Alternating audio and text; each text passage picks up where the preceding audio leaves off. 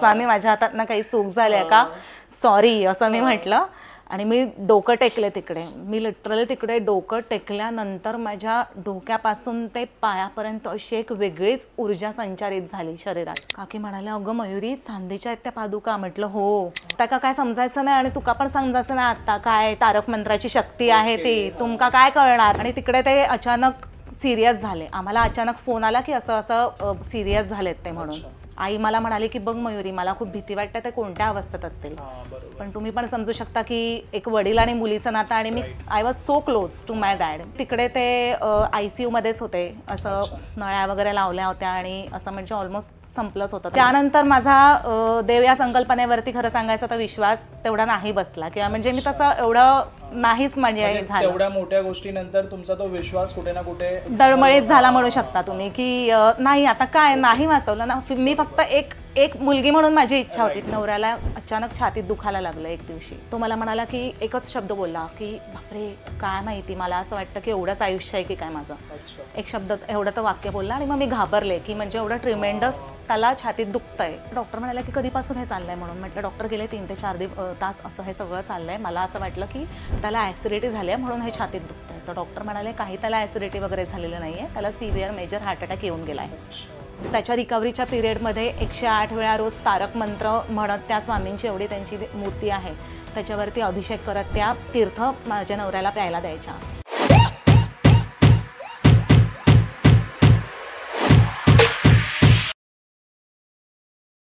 नमस्कार मित्रांनो, स्वागत आहे तुमचं अजून एका नवीन पॉडकास्टमध्ये. तर आजच्या पॉडकास्टचे जे गेस्ट आहेत, तुम्ही थंबनेल तर पाहिला असेल, इंट्रोडक्शनही पाहिली असेल, स्वामींचे अनुभव शेअर करायला आले. नमस्कार ताई. नमस्कार, स्वागत आहे तुमचं आपल्या चॅनलवरती. थँक्यू. सर्वात आधी आपल्या ऑडियन्सला एक शॉर्ट इंट्रोडक्शन करून द्या. नमस्कार सगळ्यांना. मी मयुरी रानडे परब, मुलुंड येथे राहते आणि स्वामीमय आयुष्य झालेलं आहे. म्हणजे खूप लोकांकडनं मी आत्ता ऐकते की स्वामी खूप परीक्षा घेतात. स्वामी सहजासहजी असे म्हणजे अनुभव देत नाहीत किंवा कोणत्याही अडचणीतून जाताना मी खूप स्वामींचं करते तरी पण म्हणजे आत्ता होईल, मग होईल, आत्ता हे संकट दूर होईल. तरी पण असं वाटतं की अरे नाही, थोडंसं अजून स्वामी परीक्षा घेतात म्हणून. पण त्यांच्याच कृपेने मी असं म्हणेन की सगळ्यात पहिले मला स्वामींनी माझ्या आयुष्यात खूप अनुभव दिले. आणि त्याच्यानंतर मग म्हणजे म्हणतात ना, आता हे स्वामीमय आयुष्य आणि त्यांच्याशिवाय खरंच काहीच नाहीये, या कन्क्लुजन पर्यंत मी पोचलेले आहे. आणि निश्चितच माझं आणि त्यांचं हे जन्मजन्मांतरीचं नातं आहे, याच्याशिवाय हे होणं शक्यच नाहीये. बरोबर. आणि मला हे विचारायचं की आपण मगाशी बोलत होतो त्यावेळी तुम्ही म्हणालात की आधी तुमचा विश्वास नव्हता इतका, आणि त्यानंतर असे काय चेंजेस झाले आणि ज्यानंतर तुमचा विश्वास असा आज इतका आहे स्वामींवरती? हो, नक्कीच मला हे अनुभव शेअर करायला आवडेल. सो ह्याची सुरुवात करण्याआधी मी थोडंसं माझ्या बालपणापासून सुरुवात करेन. की मी जसं सांगितलं तसं माहेरून रानडे, टिपिकल कोकणस्थ ब्राह्मण घराण्यात माझा जन्म झाला. आणि माझे आजोबा होते हे शिक्षक होते पेशाने आणि ते पत्रिका बघायचे. खूप जणांना असंच मदत करायचे जे म्हणजे अडचणीत असतील त्यांना. आणि खूप लांबून लांबून लोक येऊन त्यांच्याकडे प्रश्न वगैरे विचारायचे. थोडक्यात ते खूप मोठे ज्योतिषी होते. आणि जसं म्हणजे मी सांगितलं तसं की आमच्या घरी गणपती निगुतीने स्वयंपाक करणं, जे म्हणतात तसं शास्त्रोक्त सोहळ्याने पूजा करणं, गणपतीला रात्री 21 आरत्या, त्याच्यानंतर भजन, प्रॉपर ब्राह्मण जसे फॉलो हो, एकदम म्हणजे 4-5 पर्यंत भजन. असं म्हणजे माझं जे बालपण गेलं ते अतिशय धार्मिक घरामध्ये, धार्मिक वातावरणात गेलं. आणि मी म्हणजे मोठी होत गेले आणि मग मी फिलॉसॉफी हा विषय घेतला. रुपारेल कॉलेजमध्ये मी होते मुंबईला. सो मी फिलॉसॉफी हा सब्जेक्ट घेतला आणि मेजर फिलॉसॉफीमध्ये ग्रॅज्युएशन करायचं ठरवलं. आणि माझे बाबा हे रामकृष्ण परमहंस, ज्यांना ठाकूरजी असं म्हणतात, त्यांचे खूप मोठे उपासक. सो ते आणि मी ह्या अध्यात्म या विषयावरती खूप बोलायचो आणि जे माझ्या अभ्यासामध्येही हे विषय होते. सो आणि मध्ये आम्ही कसं बेलूर मठ जो कलकत्त्याला आहे तिथे जाणं, खार मठात जाणं, असं म्हणजे बाबांबरोबर जाणं वगैरे असं व्हायचं. आणि माझे बाबा मायावतीला हिमालयामध्ये जाऊन साधारण एक 8 दिवस वगैरे तिथे जाऊन एक म्हणतात तसं उपासना करायचे, तिकडे जाऊन साधना करायची तिकडे जाऊन. असं लाईफ चाललं होतं. आणि 2009ला जेव्हा मी FY मध्ये होते तेव्हा माझे बाबा एव्हरेस्ट बेस कॅम्पला गेले होते ट्रेकिंगसाठी. आणि तिकडे ते अचानक सिरियस झाले. आम्हाला अचानक फोन आला की असं असं सिरियस झालेत ते म्हणून. सो आम्हाला काहीच कळलं नाही. आणि माझा भाऊ तेव्हा आउट ऑफ कंट्री गेला होता जस्ट 2 दिवस आधी. सो मग तो नव्हता आणि मग माझा चुलत भाऊ आणि मी तिथे गेलो. आई मला म्हणाली की बघ मयुरी, मला खूप भीती वाटते ते कोणत्या अवस्थेत असतील. पण तुम्ही पण समजू शकता की एक वडील आणि मुलीचं नातं. आणि मी I was so close to my dad. मला काहीच सुचत नव्हतं. मी म्हटलं की नाही, मला तिकडे जाऊन बाबांना बघायचंय, मला बाबांना बघायचंय पास, एवढं मी म्हटलं. आणि मी म्हटलं मला जायचंय. आणि मग कशी बशी तिकडे म्हणजे ते वोटर्स आय डी वगैरे इम्पॉर्टंट होतं. आणि आत्ताच्या काळामध्ये कसं आपल्याला पूर्ण ऑनलाईन किंवा हे जे सगळे की तिथे म्हणजे फॉर एक्झाम्पल एवढं लांब एव्हरेस्ट बेस कॅम्पला काय चाललंय असं व्हिडिओ कॉलिंग वगैरे करू शकतो. पण त्यावेळी असं काहीच नव्हतं. काही महिने हो. आणि एवढं म्हणजे ॲक्सेस पण नव्हता ऑनलाईन आपण हे करू वगैरे असं. सो मग मी तिकडे गेले आणि तिकडे ते ICU मध्येच होते. असं नळ्या वगैरे लावल्या होत्या आणि असं म्हणजे ऑलमोस्ट संपलंच होतं. त्यांना काही मेंदूच्या आतमध्ये अशा गाठी वगैरे झाल्या होत्या आणि ते कॉन्शियस वगैरे नव्हतेच ते. सो आणि मग रात्री खूप ते सिरियस झाल्यानंतर मी अशी बाहेर बसले होते ICUच्या. आणि मी खूप म्हणजे खूप लिटरली म्हणतात ना की ठाकूरजींना खूप प्रार्थना करत होते की प्लीज त्यांना एकदा वाचवा. लिटरली मी भीक मागत होते की प्लीज माझ्या बाबांना एकदा वाचवा. आणि जसं लहानपणापासून वगैरे आपण ऐकत आलेलो आहोत की एकदा गंडांतर आलं की मग ते आल्यानंतर मग म्हणजे त्या गंडांतर नंतर सुटल्यानंतर मग काही आपण प्रॉब्लेम नाही की आयुष्य पुढे असतं वगैरे असं. खूप त्यांना प्रार्थना केली पण अनफॉर्च्युनेटली ते वाचले नाहीत. तर तिथेच गेले आणि मग त्यांना इथे आणलं वगैरे सगळं झालं. पण त्यानंतर माझा देव या संकल्पनेवरती खरं सांगायचं तर विश्वास तेवढा नाही बसला किंवा म्हणजे मी तसं एवढं नाहीच म्हणजे झालं. तेवढ्या मोठ्या गोष्टीनंतर तुमचा तो विश्वास कुठे ना कुठे डळमळीत झाला म्हणू शकता तुम्ही की नाही आता काय नाही वाचवलं ना. मी फक्त एक मुलगी म्हणून माझी इच्छा होती त्यावेळेला. आणि ते वयही तसं होतं की खूप म्हणजे म्हणतात ना की अनुभव घेतले नव्हते. आणि मग त्याच्यामुळे असं ते झाल्यानंतर मग मी म्हटलं की ठीक आहे. आणि मग जसं मी तुम्हाला सांगितलं की मग TYला मला हेच सब्जेक्ट होते की फिलॉसॉफीमध्ये लाईफ आफ्टर डेथ किंवा भगवद्गीता आणि Indian philosophy, Jain philosophy. So मला हे विषय खूप आवडायचे. आणि मी अभ्यासाच्या ह्याने पण आणि पुस्तकं चांगली वाचण्यात आली तशी त्याच्यावरती खूप सारं म्हणजे म्हणतात तसं वेगवेगळ्या ह्याच्यामध्ये रिसर्च करा वगैरे असं चालू होतं. आणि त्याच्यानंतर मग माझं लग्न झालं, संसारात मी रमले. मग नंतर लॉकडाऊन लागला. मग लॉकडाऊनमध्ये परत मला खूप चांगली पुस्तकं वाचण्याची संधी मिळाली.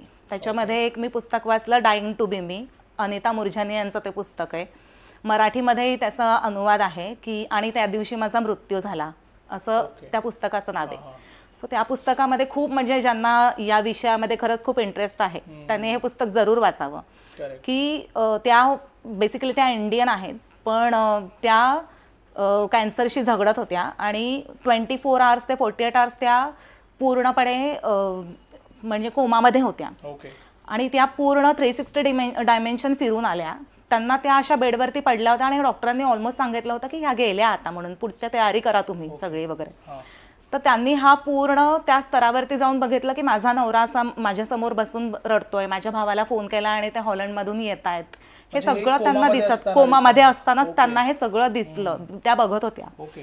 आणि आपण जे म्हणतो ना की मेल्यानंतर खूप आपल्याला वेदना होतात, असं होतं तसं होतं वगैरे असं, तर नाही, नक्की त्या पुस्तकामध्ये खूप चांगलं सगळं म्हणजे त्यांनी एक्सप्लेन केलेलं आहे की त्यांनी तो स्तर कसा बघितला, खूप छान अनुभव होता त्यांचा, हा सगळं त्यांनी त्या पुस्तकामध्ये दिलेला आहे. सो त्या फिरल्यानंतर मग एक वेळ अशी आली की त्यांना 2 ऑप्शन देण्यात आले की एकतर तुम्ही असं ह्याच्या पुढे तुम्ही एकतर तुम्ही तुमचं शरीर सोडा, नाहीतर मग तुम्ही शरीरात जा म्हणून. मग त्यांनी चूज केलं की मी माझ्या शरीरात जाईन म्हणून. मग ते आल्या आणि मग विदिन तुम्ही विश्वास नाही करणार 1 ते 1.5 महिन्यामध्ये ज्या व्हीलचेअरमध्ये बसून कॅन्सरशी झगडत होत्या त्या लिटरली आजही तुम्ही त्यांचे बघाल व्हिडिओज वगैरे, तर she is very happy in her life. तर अशी मला पुस्तकं वाचायची खूप चांगली संधी मिळाली आणि मी त्याचा उपयोग केला. म्हणजे आपोआप ते माझ्या त्यावेळी आलं नशिबात. आणि autobiography of yogi, the power of नाव आणि साध देते हिमालयातील हिमशिखरे, मरणात खरोखर जगी जगते, अशी वेगवेगळी पुस्तकं मी वाचत गेले. आणि त्याचबरोबर ज्या दुसऱ्या हिलिंग मॉडॅलिटीज आहेत त्याही मला शिकण्याचा योग आला की जसं एंजल थेरपी आहे, सप्तचक्र आहे, सप्तचक्र शुद्धी आहे, रेकी आहे आणि आकाशिक रेकॉर्ड्स मी शिकले तेव्हा. सो हे असं मला हळूहळू आपोआपच शिकायचा योग आला. आणि जसं मी सांगितलं तसं नॉर्मल माझं आयुष्यही चाललं होतं. लॉकडाऊन चालू होता, घरी राहून वगैरे असं नवऱ्याचंच म्हणजे काम चालू होतं. मग अचानक डिसेंबर 2023मध्ये माझ्या नवऱ्याला अचानक छातीत दुखायला लागलं एक दिवशी सकाळी. आणि खूप छातीत दुखतंय, अनइझी होत आहे वगैरे असं. आणि आपल्याला काय वाटतं की नॉर्मली ॲसिडिटीमुळे होत आहे किंवा हे आजकालच्या म्हणजे लाईफस्टाईल स्ट्रेस होता वगैरे. सो मी त्याला म्हटलं की काहीतरी असेल. मग त्याला सोडा द्या, हे द्या, ते द्या वगैरे झालं. तरी त्याला खूप सफोगेशन आणि म्हणजे करमतच नव्हतं. आणि ती वेळ अशी झाली की मी म्हटलं आता काय करू मी. आणि त्याला म्हटलं असेल होईल. मग तो मला म्हणाला की एकच शब्द बोलला की बापरे काय माहिती, मला असं वाटतं की एवढंच आयुष्य आहे की काय माझं. एक शब्द एवढं तर वाक्य बोलला. आणि मग मी घाबरले की म्हणजे एवढं ट्रिमेंडस त्याला छातीत दुखतंय. आपण आधी इतकं वाटत नाही आपल्याला इतकं मेजर आपण एवढं नाही करत. जेव्हा त्यांनी हे वाक्य बोलला ना तो, तेव्हा मला कळलं की अरे बापरे म्हणजे खरंच खूप जास्त झालेलं आहे असं. त्याच्यामुळे मग मी काय केलं की मी म्हटलं नाही मी आता म्हटलं रिस्क घेऊ शकत नाही, आपण घरी थांबूया नको, आपण लगेच म्हटलं जाऊया डॉक्टरकडे. आम्ही डायरेक्ट खालती आमच्या इथे हॉस्पिटल आहे तिथे त्याला हॉस्पिटलमध्ये नेल्यावरती पण त्याला खूप दुखत होतं. मग ते डॉक्टरांनी ECG वगैरे काढलं आणि ECG काढल्यानंतर मग डॉक्टर म्हणाले की इथे ये जरा म्हणून. मग मी गेले आणि तरी पण त्याला एवढं दुखत होतं तो मला सोडायला पण तयार नाही. म्हटलं ते 2 मिनिटं थांब, डॉक्टरांनी बोलवलं आहे बघू तर दे काय म्हणतायत ते, असं मी म्हटलं. मग गेल्यानंतर डॉक्टर म्हणाले की कधीपासून हे चाललंय म्हणून. म्हटलं डॉक्टर गेले 3 ते 4 तास असं हे सगळं चाललंय. मला असं वाटलं की त्याला ॲसिडिटी झाली आहे म्हणून हे छातीत दुखतंय. तर डॉक्टर म्हणाले काही त्याला ॲसिडिटी वगैरे झालेलं नाही आहे, त्याला सिव्हिअर मेजर हार्ट अटॅक येऊन गेला आहे. हे ऐकल्यानंतर आय वॉज सो शॉक. आणि मी म्हटलं की काय डॉक्टर या वयात.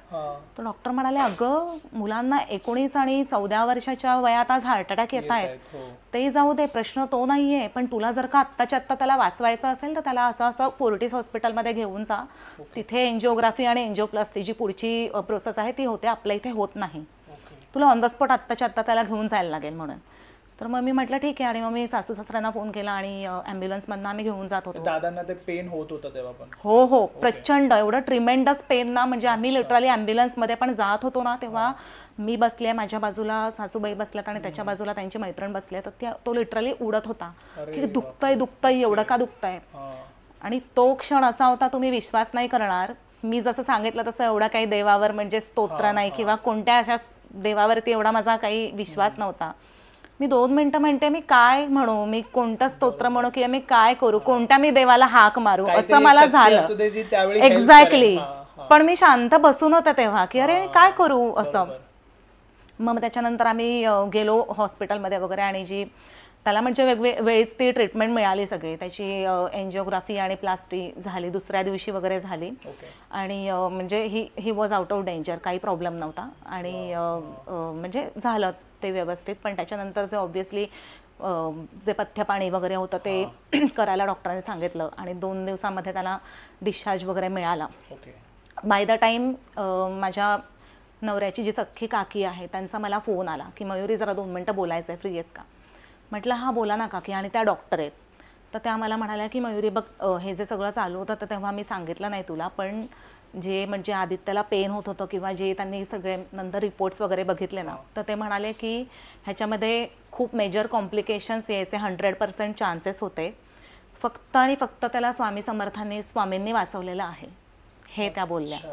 मी म्हटलं अच्छा हो का. तर मग त्या मला म्हणाल्या की तू एक काम कर ना मयुरी, तारक मंत्र तुमच्याकडे लावत जा म्हणून. सो तारक मंत्र मला काय माहिती नव्हतं. मी म्हटलं अच्छा मंत्र हा कोणता स्वामींचा मंत्र आहे. कारण मी लहानपणी जिथे बेबी सिटिंगमध्ये होते काकूंकडे, तर त्या काकूंकडे स्वामींचं खूप करायच्या त्या. आणि तिथे मानसपूजाच अशी म्हणायची, लावायच्या वगैरे. आणि मग माझी ते ऐकून पाठ झालेली मानसपूजा. सो मग मी म्हटलं की अच्छा हा कोणता वेगळा मंत्र आहे का स्वामींचा, असं मी त्यांना म्हटलं. तर त्या म्हणाल्या की हो मी तुला पाठवते म्हणून. आणि मग त्यांनी लगेच मला 2 मिनिटात पाठवला. आणि मग मी रोज संध्याकाळी तो तारक मंत्र वगैरे असं घरी लावायला लागले. तर माझ्या नवऱ्याला पण चांगलं वाटायचं की हो बरं वाटतंय वगैरे असं. आणि माझ्या आजी सासूबाई ज्या आहेत, माझ्या मिस्टरांची आजी, त्या आज 86 वर्षाच्या आहेत. आणि त्या जवळजवळ 53 वर्षापासून खूप मोठ्या स्वामी भक्त आहेत. एवढे त्यांचे अनुभव आहेत स्वामींचे की विचारूच नका. आणि हे सगळं झाल्यानंतर मग त्या आल्या घरी, म्हणजे आमच्या इथे खालीच राहतात त्यात. आणि त्यावरती माझ्याकडे आल्या आणि म्हणजे तो आला वगैरे तर त्या खूप इमोशनल झाल्या आणि म्हणायला लागल्या रडून की स्वामी मका हा संकेत द्यायचा होता का तुम्हाला, मका हा संकेत द्यायचा होता का तुम्हाला म्हणून. मग मी म्हटलं काय झालं, तर म्हणे स्वामींनी मला संकेत दिला होता ज्या म्हणजे सोमवारी हे सगळं झालं आणि रविवारी त्यांच्या रात्री स्वप्नात आलं की असा कुत्रा त्यांच्या कुशीत येऊन झोपलाय. तर त्यांना ह्या स्वप्नाचा अर्थ कळला नाही, पण नंतर त्यांना हे कळलं की काहीतरी संकट येणार आहे आणि त्याच्यातून तू बाहेर पडणार आहेस, असं त्या म्हणाल्या. सो मी म्हटलं की ओके. आणि मग त्याच्या रिकव्हरीच्या पिरियडमध्ये 108 वेळा रोज तारक मंत्र म्हणत त्या स्वामींची एवढी त्यांची मूर्ती आहे त्याच्यावरती अभिषेक करत त्या तीर्थ माझ्या नवऱ्याला प्यायला द्यायच्या. आणि हो हो. आणि त्याच्यामुळे म्हणजे कसं व्हायचं की आधी, आणि तो असं मला म्हणायचा बापरे मयुरी मला असं म्हणजे इथे हे वाटतं, जरा वीक वाटतं ग, होईल का मी, म्हणजे कधी होईल बरा वगैरे असं तो मला म्हणायचा. मी म्हणायचे अरे होईल ना, म्हणजे वेळ लागतो गोष्टींना, एवढ्या मोठ्या संकटातून तू आलायस, हील व्हायला वेळ लागतो असं मी त्याला म्हणायचे. मग त्याच्यानंतर हे सगळं झाल्यावरती एक 8-15 दिवसातनं आजी आल्यावरती आणि मला म्हणाल्या की मग हळूहळू त्याची रिकव्हरी होत गेली. आणि मग तो म्हणाला की मला ना असं चांगलं भरल्यासारखं वाटतंय मयुरी, आता मला एकदम म्हणतात ना की बॅक टू नॉर्मल आल्यासारखं वाटतंय चांगलं. तर मग अचानक त्या एकदा संध्याकाळी आल्या होत्या, तर मला त्या म्हणाल्या की आदित्य तू का असं भरल्यासारखं चांगलं आतून वाटतं का, शक्ती आल्यासारखं वाटतंय का असं. तर मी शॉक होऊन म्हटलं हो आजी त्याला वाटतंय, तो असं मला म्हणाल्या. हां की म्हणजे म्हणाल्या होत्या की हो. तर मग त्या म्हणायला लागल्या की हो त्याका काय समजायचं नाही आणि तुका पण समजायचं नाही आता काय तारक मंत्राची शक्ती आहे ती, तुमका काय कळणार वगैरे असं त्या बोलत होत्या. आणि आम्हालाही म्हणजे की ओके ठीक आहे हां त्यांची श्रद्धा आहे बरोबर वगैरे असं हे झालं तेवढंच. मग त्या मला म्हणाले की काय तुका माझी मूर्ती देऊ का स्वामींची. तर मग मी म्हटलं की नको आजी मी घेऊन येईन एवढंच म्हटलं त्यांना. आणि मग तुमची नका देऊ, एवढे वर्षांपासूनची तुमची आहे तर तुमची मला नका देऊ असं मला वाटलं. म्हणून मग मी म्हटलं की ठीक आहे. मग त्याच्यानंतर विदिन 2 to 3 वीक्समध्ये मला स्वामींच्या दादरच्या मठामध्ये जायचा योग आला. मी म्हटलं की आता मी स्वामींच्या असं जरा मी बाहेर वगैरे पण पडायला लागले तर म्हटलं मी स्वामींच्या मठामध्ये जाऊन येते, की त्यांनी एवढं म्हटलं असं वाचवलं आहे आणि हे, तर मी दर्शन घेऊन येते. सो मग जसं मी म्हटलं तिथे अशा बाहेर दादरला स्वामींच्या मूर्त्या ज्या होत्या तर मला त्याच्यातली पितळेची नाही अशी जी नॉर्मल मार्बलची मूर्ती असते सो तशी हवी होती. मग मी सगळं सामान वगैरे घेतलं आणि नॉर्मल असं म्हणजे तुम्ही दादरच्या मठात गेला असाल तर तुम्हाला माहिती आहे ना असं रस्त्यावरती ते शॉप आहे. आणि मी अशी ती रस्त्यावरती बघून अशी बघत होती की कोणती घेऊ, अशा 2 वगैरे मूर्त्या होत्या. तर अचानक एक बाई आली माझ्यासमोर आणि त्या मला म्हणाल्या की अरे वा स्वामींची मूर्ती घेताय. म्हटलं हो. तर मग त्या म्हणाल्या की अच्छा घेताय तर जरा नीटच घ्या, डोळे वगैरे चांगले बघून घ्या हा मूर्तीचे. मग मी म्हटलं ओके ठीक आहे, नाही ही घ्या ही चांगली वाटते. म्हटलं हो मला पण हीच आवडली. आणि मी 2 मिनटं बघितलं की अरे एवढं असं म्हणजे ओळख नाही आणि डायरेक्ट येऊन बोलतात तर मग हीच घ्या. मग म्हटलं हो ही घेते. आणि मी म्हटलं ठीक आहे. आणि तर असं म्हणजे माझं बास्केट वगैरे तयार होतं त्याच्यात मी मूर्ती ठेवली आणि मी म्हटलं मी दर्शन घेऊन येते. आणि असं राईट साईडला जाऊन तिथे आतमध्ये जायचं आहे ना मठात. तर मग मी अशी आतमध्ये गेले आणि आय वॉज एक्सपेक्टिंग की त्या पण माझ्याबरोबर मठातच येत आहेत, पण त्या अशा एकदम तरा डायरेक्ट रस्त्यावरून निघून गेल्या. मग ते मला थोडंसं असं जरा स्ट्रेंज वाटलं की अरे मठात नाही तर अशा काय गेल्या त्या. म्हटलं जाऊ दे असेल काय, असं मी एवढं काय बॉदर नाही केलं, म्हटलं जाऊ दे. मग त्याच्यानंतर दर्शन वगैरे झालं आणि आमच्या घरी अशा पद्धतीने स्वामी आले त्या दिवशी. मग त्या दिवशी आल्यानंतर आजी पण खूप खुश झाल्या स्वामींना बघून वगैरे. आणि माझा मुलगा पण एकदम ती त्यांची वस्त्र टोपी वगैरे बघून एकदम खुश की मम्मा हो मम्मा किती क्यूट आहेत हे वगैरे, किती क्यूट आहेत त्यांचे कपडे, असं आहे तसं आहे, मग कुठे ठेवायचं वगैरे असं. आणि आत्ता एक म्हणजे स्वामींबद्दल आपण पॉडकास्ट बघतो किंवा जे काही ऐकतो वगैरे, तर मला आता त्या गोष्टी रिलेट केल्यावरती वाटतं खरंच स्वामीच माझी जागा कुठे असेल हे स्वामीच ठरवतात. मग आमची जागा ठरली की जसं मी सांगितलं की मला मेडिटेशन समोर असं त्यांच्याकडे बसून छान वाटतं असं. म्हणजे मी तिथे तर माझं मिस्टरच म्हणाले की असं इथे ठेव ही मूर्ती वगैरे असं, आणि समोरच ठेवली. आणि असं चालू होतं म्हणजे त्यांची संध्याकाळी असंच सेवा वगैरे चालू होती म्हणून. पण माझं असं म्हणजे कम्प्लिटली की हां स्वामीच माझे गुरु आहेत अशी माझी भक्ती नव्हती. मी ते का की माझ्या नवऱ्याचे गुरु किंवा म्हणजे माझ्या नवऱ्याच्या आजीने जे म्हणतात ना पिढीजात केलेलं आलेलं आहे, तर एक प्रोटेक्शन फॅमिलीसाठी म्हणून मी म्हणायचे की हा स्वामी म्हणजे आधी त्याच्यासाठी आहे, म्हणजे त्याच्या प्रोटेक्शनसाठी स्वामी म्हणून. मग कधी असं येता जाताना किंवा असं मी स्वामींशी बोलायचे किंवा त्यांनी माझं कधी काय ऐकलं नाही की हे पथ्य पाण्याच्या बाबतीत किंवा कोणत्याही बाबतीत, तर मग मी म्हणायचे स्वामी बघताय ना तुम्ही कसं वागतोय, कसं हे करतोय वगैरे, असं की एवढं म्हणजे तुम्ही त्याला वाचवलं तर ऐकत नाही आहे वगैरे, असं मी त्यांच्याशी बोलायचे. तर ते छान असे म्हणजे बसून आमच्याकडे होते. आणि मग बाय द टाईम असं झालं माझ्या आयुष्यामध्ये की मी महाकाली हिलिंग म्हणून एक कोर्स असतो, तर मग एक ती हिलिंगचीच आहे मोडॅलिटी, तर मग ती मी महाकाली हिलिंग करत होते. तर ती अशी एक प्रोसेस असते की जेव्हा आपण हील करतो तर तेव्हा अशा रूममध्ये बसायचं असतं आणि महाकालीचा एक फोटो ठेवायचा असतो, एक ग्लास ठेवायचा असतो आणि त्या थोडक्यात म्हणजे महाकालीची एनर्जी आपण इन्व्होक करतो, ती एनर्जी येते आपल्याकडे. सो मी ज्यांच्याकडून करत होते तर त्या मॅडम मला असं असं हिलिंग देत होते आणि मी ते करत होते. आणि ते करताना म्हणजे जे असं म्हणजे त्यांचं स्तोत्र असं वाचतं आणि मग ते त्यांची एंट्री होते महाकालीची वगैरे, असं सगळं आपल्याला ते जाणवतं. मग त्यांच्याबरोबर मला जसं मी तुम्हाला सांगितलं की रामकृष्ण परमहंस ठाकूरजींची मला एनर्जी सारखी दिसली त्याच्यामध्ये आणि माझ्या खूप असं डोळ्यातनं पाणी येत होतं आणि होत होतं. आणि मी त्या मॅडमना असं काही सांगितलं नव्हतं आधी. तर मग त्या मला म्हणाल्या की मयुरी मुझे ऐसे कुछ और एनर्जी दिखा, की असं असं जे धोतर आणि असं घातलेले आहेत हे, हां मुझे कोई और एनर्जी देखा, महाकाली के आगे कोई और था, बट वो ज़्यादा मुझे ये लगा म्हणजे की ती खूप जास्त मला एनर्जी दिसली, प्रिसाइजली ती जास्त, की that is you know for you असं. तर मग मी त्यांना सांगितलं आणि मी असं म्हणजे खूप रडत होते, मला ते जाणवत होतं. मी म्हटलं की हां असं असं मग माझी दीक्षामंत्र 8वीत असताना तिथून झाली आणि असं असं म्हटलं. अनफॉर्च्युनेटली माझे बाबा नाही वाचले, सो त्याच्यामुळे मी म्हटलं की माझा असं त्यांच्यावरती विश्वास नाही किंवा म्हणजे माझ्या मनातनंच खूप उतरून गेलं वगैरे. तर त्या मला म्हणाल्या की मयुरी नाव यू नो ना एव्हरीथिंग, की म्हणजे जे आपण विचार करत असतो तशा काही गोष्टी होतीलच असं नाही, it's a finally human body वगैरे असं. मी म्हटलं हां मुझे भी पता है वो अभी, मतलब म्हणजे आता हे सगळ्या गोष्टी वाचून आणि हे करून कळायला लागल्या हळूहळू म्हणून. तर ती म्हणाली ऐसा कुछ नाही, he was there for you म्हणून, म्हणजे आत्तापर्यंत ते होते तुझ्याबरोबर, भलेही तू मान असो वा नसो, पण ती एनर्जी तुझ्यासाठी होती ऑलवेज. म्हणजे त्यांना दिसलं 100% दिसलं. हो. आणि मग मी म्हटलं की असं असं हां. मग मी त्यांचा जप करायला लागले की ठीक आहे ओके ते आहेत तर हे. आणि मग एंजल्स जेव्हा आपण इन्व्होकिंग एंजल्स करतो तर तेव्हा गार्डियन एंजलला आपण जेव्हा इन्व्होक करतो, गार्डियन एंजल म्हणजे सगळ्यात पहिले आपल्या महत्त्वाची गार्डियन एंजल असते, तिच्याशी बाकीचे एंजल्स कनेक्ट असतात. मग सगळ्यात पहिल्यांदा मी जेव्हा गार्डियन एंजलला इन्व्होक करायचे डोळे मिटून, तेव्हा पण माझ्यासमोर रामकृष्ण परमहंस ठाकूरजींचीच एनर्जी यायची, म्हणजे he is my guardian angel only वगैरे असं. सो असं होत गेलं आणि मी खूप खूप खूप खूप असं जप आणि हे करायला लागले त्यांची वगैरे. मग त्याच्यानंतर मध्यंतरी असं झालं की 1 जानेवारीला कल्पतरुडे खारला रामकृष्ण मिशन मठामध्ये सेलिब्रेट केला जातो. 1886 साली रामकृष्ण परमहंस जे ठाकूरजी आहेत त्यांनी तो म्हणजे तुम्हाला हवं ते मागा असं सांगितलं भक्तांना आणि त्यांच्या इच्छा पूर्ण केल्या.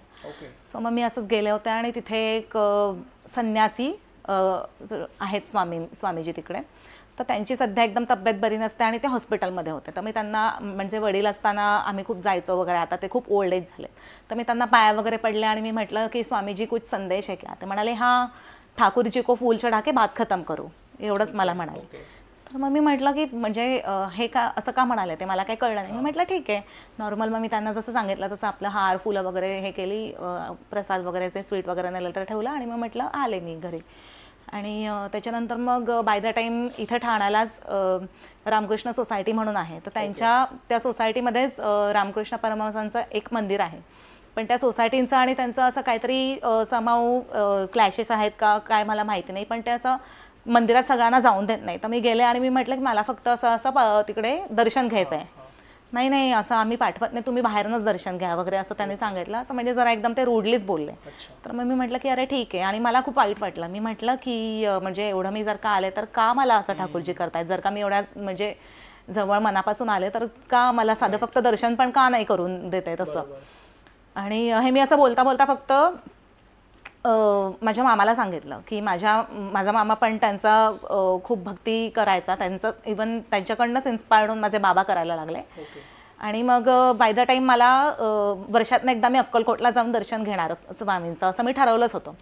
आणि मग मी गेले असं ठरवलं की अक्कलकोटला जायचं. मग मी म्हटलं की आठवड्यात मी असं अक्कलकोटला जाणार, तिकीट वगैरे काढलं होतं. तर मग मी त्याला म्हटलं की असं का म्हटलं ठाकूरजीने केलं मला. तर म्हटलं खूप राग आलाय, असं व्हायला नको होतं ना, मी काय असं हे केलं, फक्त दर्शनाचीच तर अपेक्षा केली होती, काय माहिती म्हणजे मला पूर्ण एकतर जवळ करायचं तर जवळ करा, नाहीतर नाही तर नाही, असं तरी करा, हे का करतायत म्हणून. हे असं का करतायत. तर मग मी मामाला म्हटलं की असं का करतात ते, मी आता ना माझा असं अक्कलकोटला म्हणजे पुढच्या आठवड्यामध्ये जायचा योग आहे, तर मी तिथे जाणार आहे. तर तो मला पटकन म्हणाला की ह्याचं उत्तर ना तुला अक्कलकोटला मिळेल.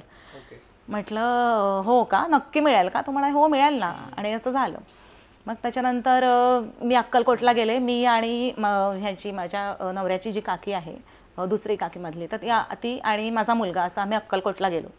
आणि छान आमचं आदल्या दिवशी दर्शन झालं. तिथे आम्ही प्रसाद वगैरे घेतला आणि मग गुरुमंदिरात गेलो. गुरुमंदिरात संध्याकाळची ती आरती वगैरे मिळाली, जिथे महाराजांना असं हुक्का वगैरे देतात. हे सगळं मी पहिल्यांदाच बघितलं, कारण ही माझी दुसरीच वेळ होती अक्कलकोटला जायची.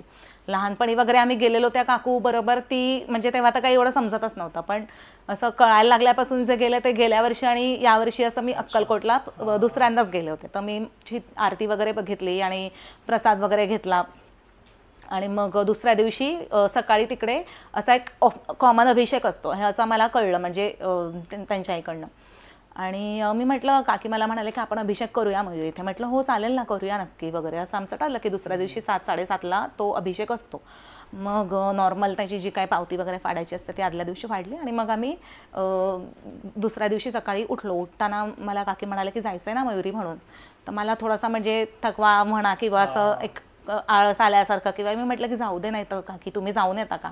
तर त्या म्हणाल्या बघ हा दिवस आजचा परत येणार नाही आहे. म्हटलं हा बरोबर आहे, ते पण आहे, नाही आता इथे आलो तर आपण जाऊया.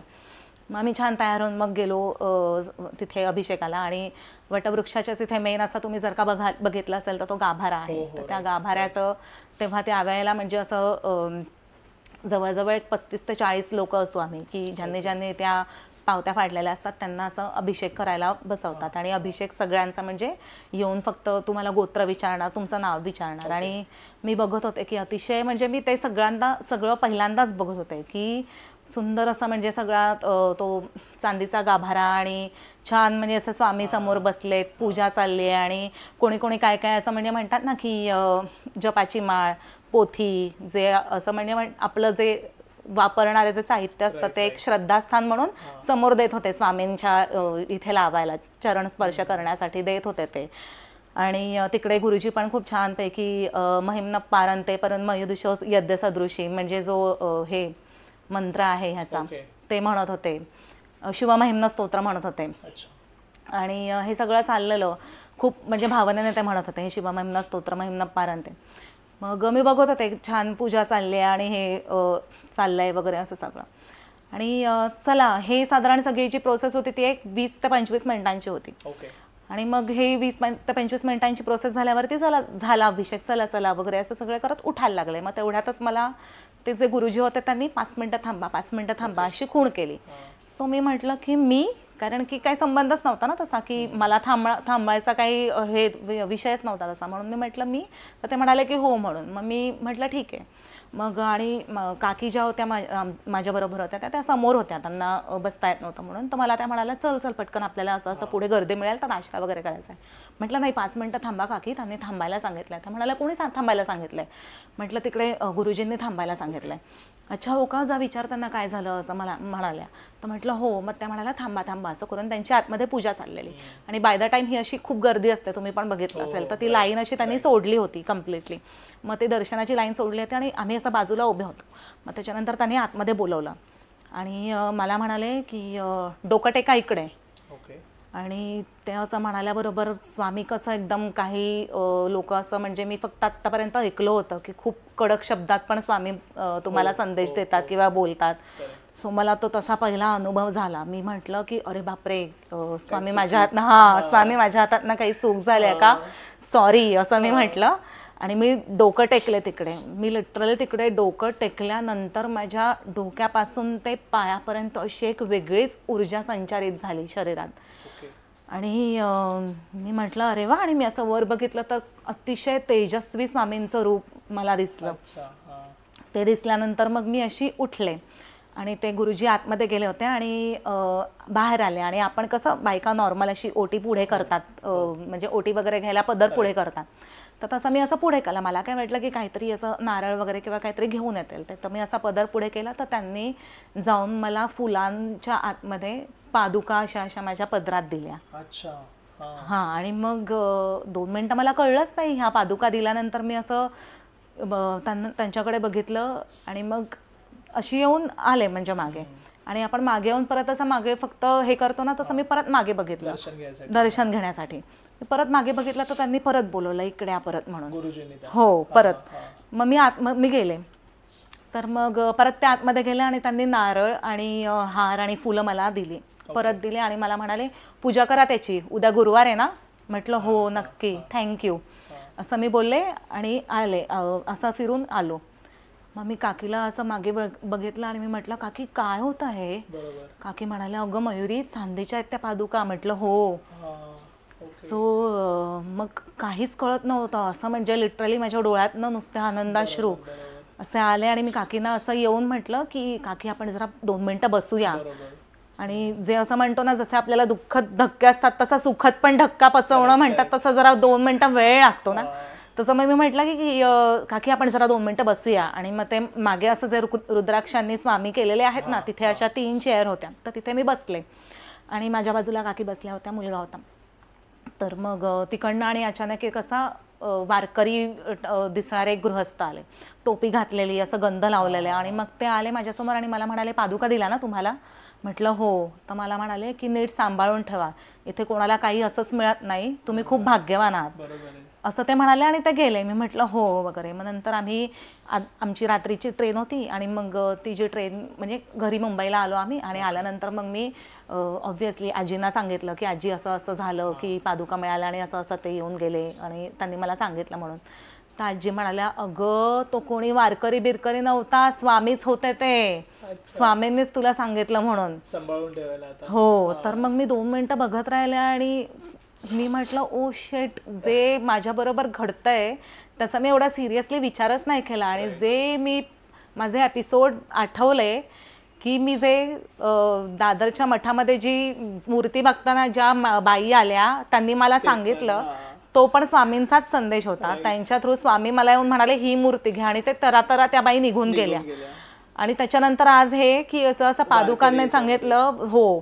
कारण की मी त्याच्यानंतर मी म्हटलं आपण जर का प्रॅक्टिकली विचार केला तर एक असं असतं की अक्कलकोटला कसं आहे की पहिले पुरुषांची लाईन, मग बायकांची लाईन आणि त्याच्या पुढे हे सगळं घडलं. आणि एवढ्याशा ह्याच्यामध्ये आज जर का मी तुम्हाला ही गोष्ट अशी दिली, त्या गुरुजींनी मला अशी दिली, तर तुम्हाला काय म्हणजे एवढ्या लांबून त्यांना कसं कळलं की मला पादुका दिल्यात. शक्यच नाहीये तसं प्रॅक्टिकली बघायला गेलं तर. तेच परत बोलून तुम्हाला परत ते तिथे हो की तुम्हाला पादुका दिल्या ना, की अरे कसं शक्य आहे, त्यांना कसं कळलं असं मला झालं. सो मग अशा पद्धतीने खूप मोठा मला स्वामींनी प्रसाद दिला. आणि त्याच्यानंतर आज असं झालंय की जे काय आहे ते सगळं जसं ब्रह्मांड नायक आहेत तसं माझ्या आयुष्याचा पूर्ण नायक तेच आहेत. तर ताई आता जसं तुम्ही म्हणालात की आकाशिक रिडिंग ह्या दरम्यान तुमचं चालू होतं, तर ऑब्व्हियसली क्लायंट्स तुमच्याकडे येत असणार त्यांचे प्रॉब्लेम्स घेऊन सॉल्व्ह करण्यासाठी. तर ज्यावेळी तुमच्याकडे स्वामींचे हे पादुका आले त्याच्यानंतर जी रिडिंग घेतली आकाशिक रिडिंग तुम्ही कोणाची, त्यात अशी काही स्वामींनी पण मदत केली का रिडिंगमध्ये, नाहीतर असं काही अनुभव होता का जिथे स्वामींनी स्वतः येऊन तुम्हाला उत्तर त्यांचं दिले? नक्कीच खूप छान प्रश्न विचारलात तुम्ही. मला ह्याचं नक्कीच उत्तर द्यायला आवडेल तुम्हाला.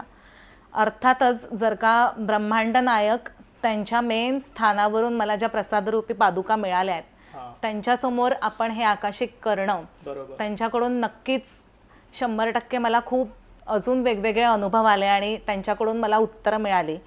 ह्याच्यासाठी आपण नक्की दुसरा पॉडकास्ट करूया असं मला वाटतं. नक्की. कारण कसं आहे ना की आपण जसं आता आकाशिक रिडिंग ही कुठे ना कुठे ब्रह्मांडाशी कनेक्टेड आहे. हो. आणि ब्रह्मांड नायक ह्यांनी तुम्हाला इतक्या चांगले रिझल्ट्स, म्हणजे पादुका कोणाच्या घरी चांदीच्या अशा येणं म्हणजे सिंपल गोष्ट नाहीये. बरोबर. आणि इतक्या क्राऊड मध्ये तुम्हालाच त्या मिळणं. आणि याचसाठी मी तुम्हाला म्हटलं ना सुरुवातीला की माझं आणि स्वामींचं नातं हे नक्कीच जन्मजन्मांतरीचं असणार आहे. हे त्याच्यासाठी म्हटलं की ही गोष्ट सहज शक्य म्हणजे सहज पचण्यासारखी नाहीये किंवा सहज जेवढी सिंपल वाटते तेवढी नाहीये. त्याच्यामुळे नक्कीच ते आहे तसं. बरोबर.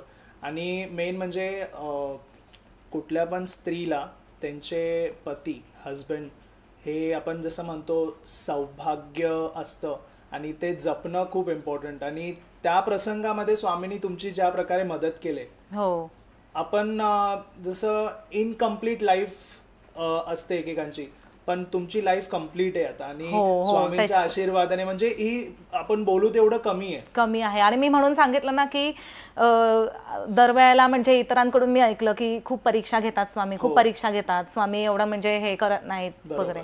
तर म्हणून मी म्हटलं तसं की एवढी सहज मला स्वामींनी प्रचिती दिली प्रत्येक वेळेला. आणि ती प्रचिती दिल्यानंतर मग आधी मला त्यांनी एवढी प्रचिती दिली आणि त्याच्यानंतर माझा विश्वास बसला की नाही स्वामीच आहेत सगळे म्हणून. बरोबर आहे. नाही मग आपण आहे ना नेक्स्ट पॉडकास्ट करू. ओके. त्याच्यामध्ये आकाशिक रिडिंग मध्ये स्वामींचे जे अनुभव आलेत आकाशिक रिडिंग मध्ये ते आपण प्रेक्षकांना सांगू. माझा विश्वास अजून वाढला. तर खूप खूप धन्यवाद ताई. थँक्यू. आपण लवकरच एक पॉडकास्ट करूया. त्याच्यावर आपण पूर्ण डिटेलमध्ये आकाशिक रिडिंगचं सांगू. तिथे पण स्वामींचे काही अनुभव आपण शेअर करू. तर तुम्हाला हा पॉडकास्ट आवडला असेल तर लाईक, शेअर आणि चॅनलला सबस्क्राईब नक्की करा. तुम्हाला जर काही प्रॉब्लेम्स असतील, लाईफमध्ये बरेच इश्यू चालू असतात, तुम्हाला जर कन्सल्टेशन हवं असेल तर ताईंचा जो नंबर आहे तो मी डिस्क्रिप्शनमध्ये मेन्शन केला आहे. काही पण प्रॉब्लेम असेल तुम्ही आकाशिक रिडिंग थ्रू त्यांच्याकडून ती मदत घेऊ शकता. आणि तुमच्या पण लाईफमध्ये काही प्रॉब्लेम्स असतील ते तुम्ही सॉल्व्ह करू शकता. तुमच्याकडेही काही स्पिरिच्युअल अनुभव असतील नक्की तुम्ही मला कॉन्टॅक्ट करा. माझा नंबर हे डिस्क्रिप्शनमध्ये मेन्शन आहे. श्री स्वामी समर्थ. श्री स्वामी समर्थ.